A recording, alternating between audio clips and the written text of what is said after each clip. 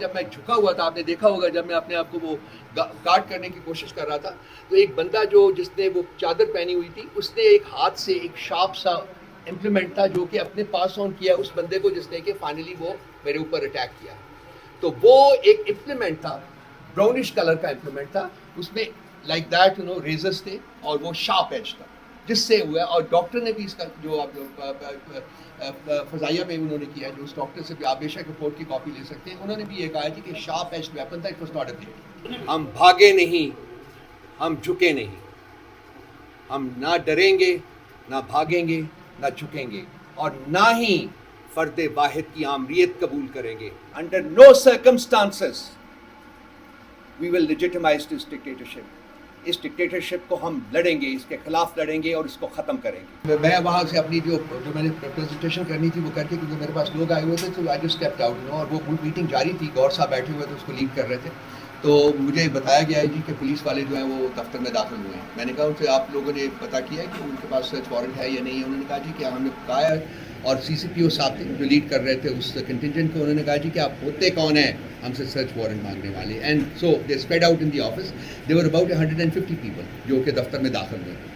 اس کے بعد انہوں نے کمرہ کمرہ جا کے تلاشی لی اس کی، اور جہاں جس ہمارے کانفرنس روم میں وہ میٹنگ ہو رہی تھی یونائٹڈ نیشنز کے ریپرزینٹیوز کے طور کے اوپر، بائی دا وے وہ آئے تھے ڈسکس کرنے الیکٹورل پروسیسز اور in the context of the recently held elections کی وہ کیا کیا وہاں بے ضابطگیاں ہوئی ہیں. تو اس وقت انہوں نے وہاں سے پھر کھڑے ہو کے دروازہ آدھا کھول کے گور صاحب کو ایسے اشارہ کیا لٹرلی کہ جی آپ باہر آئیے. تو گور صاحب وہ میٹنگ چھوڑ کے باہر آئے ہیں، انہوں نے بات کی، ان کو سمجھانے کی کوشش کی لیکن وہ بالکل نہیں سمجھے. گور صاحب پھر واپس اندر چلے گئے. دین آئی اسٹیپڈ ان اور میں نے جا کے ان کو جو یونائٹڈ نیشنز کے لوگ تھے ان کو ایڈریس کر کے کہا جی کہ یہ حالت ہوتی ہے ہمارے ساتھ ایوری ڈے. تو اگر آپ کو کوئی پروف چاہیے تھا کہ اس ملک میں آئین اور قانون کی کوئی قدر نہیں ہے اور وہ رائج ہی نہیں ہے تو آپ دیکھ لیجئے کہ آپ کے سامنے جو ہو رہا ہے.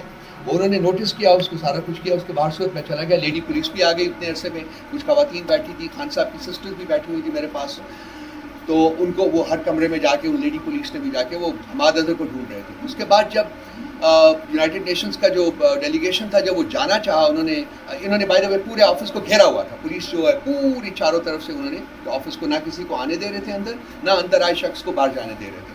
تو جب انہوں نے یونائٹڈ نیشنز کے لوگوں نے باہر جانے کی کوشش کی تو انہوں نے کہا جی کہ ہم تو آپ کو نہیں جانے دیں گے. اس کے بعد کچھ لوگوں نے بیچ میں انٹروین کی تو اس بات کے اوپر راضی ہوئے کہ ٹھیک ہے جی اپنی گاڑیوں کی تلاشی دے دیں یہ، تو اس کے بعد ہم ان کو جانے دیں گے. تو یونائٹڈ نیشنز کے لوگوں کی جو آفیسرز تھے ان کے باہر سے آئے ہوئے تھے، ان کی گاڑیوں کی انہوں نے تلاشی لی اور اس کے بعد ان کو جانے دیا.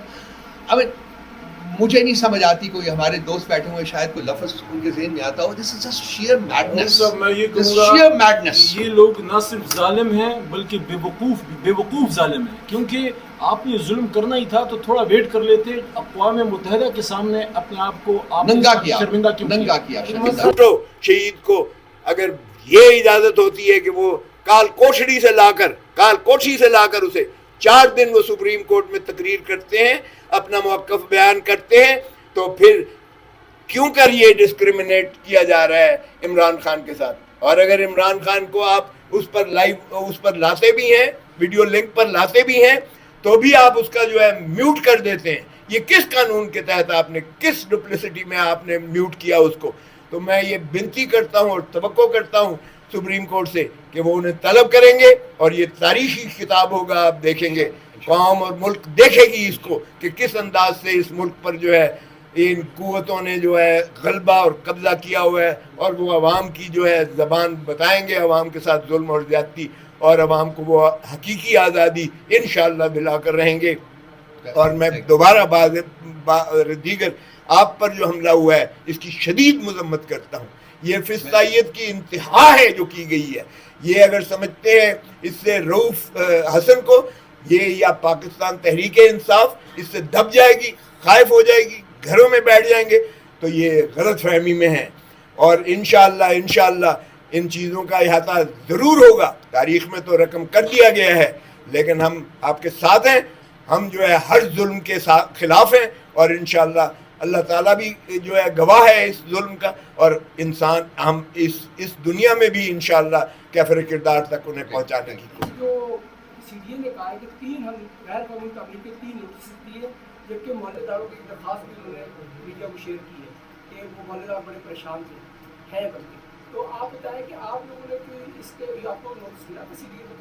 میں آپ کو بتا دیتا ہوں جی ہمیں کوئی نوٹس نہیں ملا اور اب جو ایک لیٹر آیا جو سو کالڈ نوٹس ہے وہ ہمیں ایڈریس نہیں ہے, وہ اس اونر کو ایڈریسڈ ہے جس سے ہم نے یہ پراپرٹی خریدی تھی اور پی ٹی آئی کے نام ٹرانسفر کروائی تھی, تو اس کو اگر گیا نوٹس تو وہ اس کا جواب وہ دے سکتا ہے. پی ٹی آئی کے دفتر میں ایک بھی نوٹس ہمیں نہیں ملا. یہ شبلی فراز صاحب نے سینٹ میں اس پر سیر حاصل یہ بتایا ہے اور تردید کی ہے کہ کوئی ایسا نوٹس کوئی نہیں نوٹس ہے, نہیں. شب خون مارا گیا.